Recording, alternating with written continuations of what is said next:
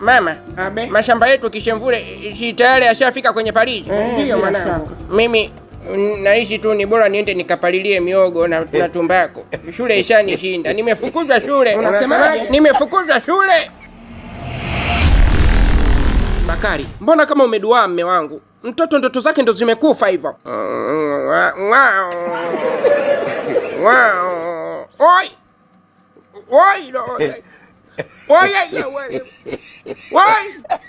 Facha, hebu tuliza munkari bwana. Tuliza munkari Bakari Kiboga. Mimi kufukuzwa shule, kufeli mtihani, sio kufeli maisha. Ndio nimefukuzwa shule lakini sijafeli maisha. Nitapambana, nitajaribu kilimo cha njegere, nitalima tumbaku, nitatoboa tu. Maisha sio kusoma. Mawelele. Acha ndo nini? Tatizo ndoto mwanangu. Tatizo hobi mwanangu. Hiyo si hobi yako mwanangu Shemtoi. Ulikuwa kila siku unaimba hapa kwamba wataka kuwa daktari. Sasa daktari gani anaenda kupalilia tumbaku? Daktari gani ajaribu kilimo cha njegere? Mwanangu ndoto zako wazibamiza. Huyo mwalimu ana roho mbaya kiasi gani? Licha ya kuwa umemsaidia, alitaka kufa nusu kaputi, leo hii anakufukuza darasani. Siku moja tu ilobaki jamani. We Shemtoi, hebu nenda chumbani kwanza kabadilisha hizo nguo. Mimi mwenyewe hapa nataka nilie ila najikaza tu kwa sababu wewe upo. Sitaki kulia mbele yako. Naomba unipishe mwanangu nilie. Nipishe nilie Shemtoi. Jamani mwanangu. Jamani mwanangu Shemtoi. Mwanangu kweli ndoto zake ndo zimekufa hivi kirahisi jamani.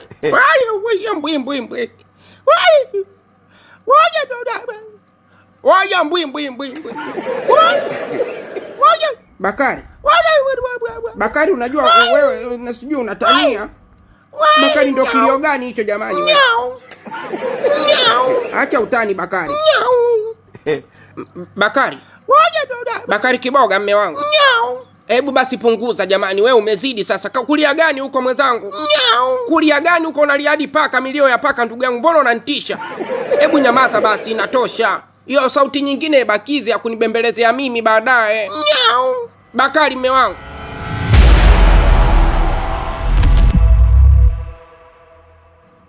Mbona anadondoka tena Bakari Kiboga? Shemtoi. Babako kadondoka chini.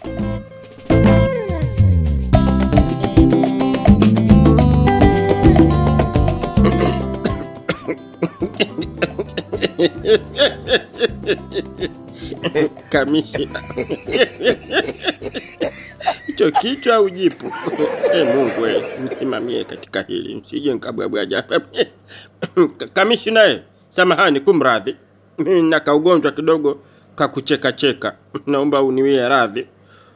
Mimi naitwa mwalimu Mjomba Nchumali kutoka katika shule ambayo kijana aliyekamatwa alikuwa anasoma.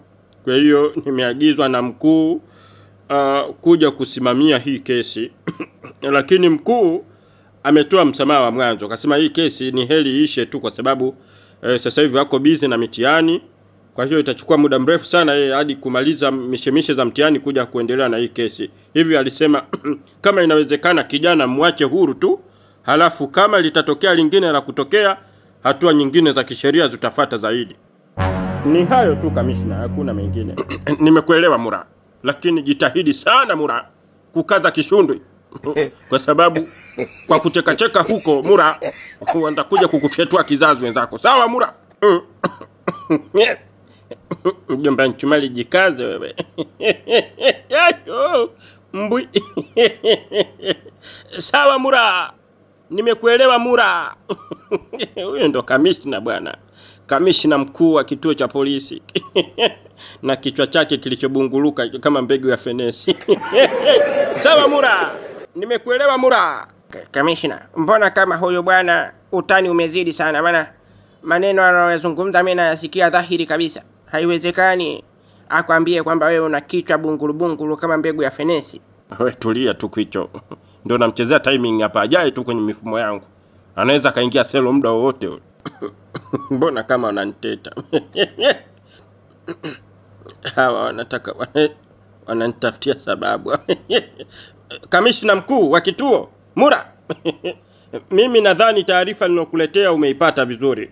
Ni kwamba hii kesi isimame, kijana aachiwe huru hadi pale ambako mkuu ataamua mwenyewe kuirudisha tena hii kesi mahakamani. Sawa, nimekuelewa Mura. Na hata hivyo kijana mwenyewe alishatoroka toka kitambo tu. Na hapo tumemshikilia mzee mmoja ambaye alikuja kumuona, tukampa kesi ya kumtorosha kwa sababu aliingia tu ghafla kijana akatuambia kwamba katoroka. Kwa hiyo sasa angalau mmemsaidia pia, atakuwa huru naye. Lakini bana, tuendelee kutaniana. Naona una utani mzuri sana. Unaniambia mimi kichwa changu bungulu kama mbegu ya fenesi. Tuendelee na mchezo huo. Mbro. Naijua hiyo, nimeipata vizuri. Nyoko.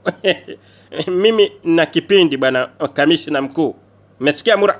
Nina kipindi Mura. Acha niwahi kwenye kipindi Mura. Hiyo michezo nishachezaga sana. Taarifa niloleta umeichukua, nadhani hatudaiani. Niache we, unanitaka.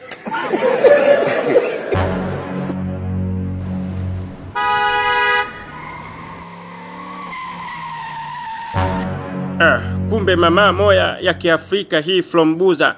Sasa mbona uko unapita kwa barabara kama umeuchoka ugali? Ilibaki kidogo tu ni kugonge wewe.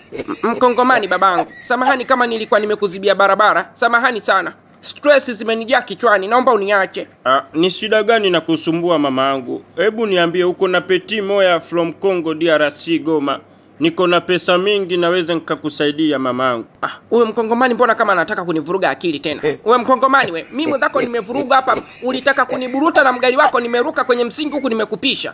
Naomba uniache, ondoka. Nina stress mwenzio. Nimekwambia mme wangu kadondoka ghafla. Nimempeleka hospitali hapa mfukoni sina hata 100. Mama yangu wewe, mie sio Mkongo wa maji mara moya.